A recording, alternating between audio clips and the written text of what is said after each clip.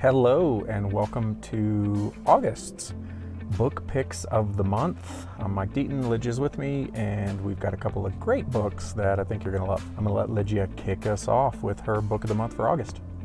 Are you looking for more joy, happiness, acceptance, a deeper meaning in your life? Yes. I know I do. Last month I read this wonderful book, Living Untethered by Michael Singer. And he gives a super fresh perspective on how to find all these things, the key lying into where you look for them. So if you decide to read it and pick it up and assimilate the concept, be prepared to be propelled into a life of true liberation.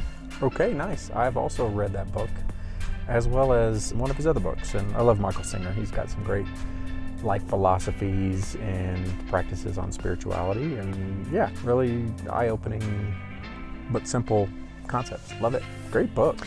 I also went a little bit spiritual this last month into a book called Travel Light. It's by a gentleman by the name of Watkins. He calls himself a spiritual minimalist.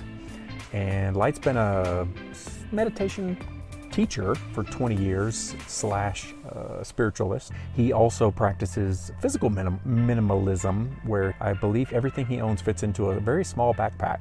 And he is like a digital nomad, wanders the world, does Airbnbs for longer term. But his concept and what he shares in this book is that rather than starting from the outside in and paring back your material possessions and looking at that, he says clean house from the inside out. And so in this book, he walks through 7 principles for how to live a more spiritual and spiritual minimal lifestyle. Things like obviously cultivating inner happiness, which for him comes through meditation, but he gives other recommendations in terms of prayer and other aspects. Some of his other principles are living in the moment. He believes in no throwaway moments. Sometimes life is lived in these small moments that we have, sitting on the bus next to somebody, striking up a conversation, an act of kindness to someone. He talks about making decisions from your heart, so really cultivating your inner guidance system. For him, that comes through meditation, but it comes through introspection and just practicing listening to what your heart says versus your head.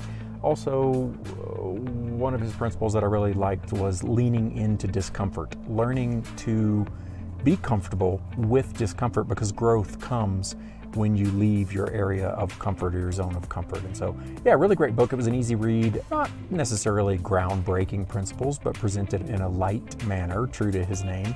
He also tells a lot of great stories. He's a good storyteller. A lot of synchronicities that he sees in his life in terms of things. It's a great read. Yeah, 2 good, more spiritual type books this month, and highly encourage that you pick them up. Hope you're developing yourself in some way, regardless of what it is. Thanks for tuning in. Love it if you'd leave in the comments what you're reading these days, or a book that made a big impact on you. But definitely be investing in yourself in many ways. So thanks again, and we'll see you next time.